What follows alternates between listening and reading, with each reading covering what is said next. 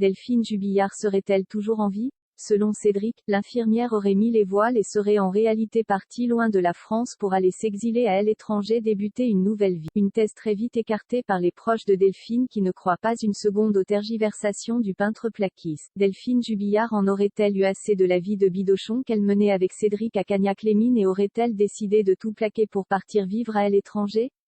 C'est une thèse qui avait effectivement été avancée peu de temps après la disparition de l'infirmière d'Albi, qui n'a plus donné signe de vie depuis la nuit du 15 au 16 décembre 2020. François Vignol, journaliste de police-justice pour M6, avait expliqué pourquoi ce scénario de disparition volontaire avait été jugé probable par certains enquêteurs après les propos du peintre plaquiste de 34 ans à l'arrivée de la police dans leur maison du Tarn. Le lendemain de sa disparition, Cédric Jubillard se serait ainsi montré particulièrement inquiet et angoissé par rapport à la disparition de sa femme et aurait évoqué avec beaucoup de détermination cette hypothèse.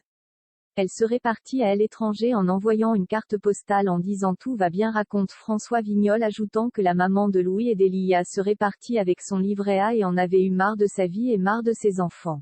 La thèse de Cédric a cependant très vite été balayée par les amis et proches de Delphine qui adoraient ses enfants selon. Elle venait d'avoir une fille, elle avait un métier qu'elle adorait, explique le journaliste sur M6. Une voisine interrogée par la chaîne a même déclaré, ses enfants cessent toute sa vie. Je ne la vois pas partir et laisser ses enfants, surtout un bébé.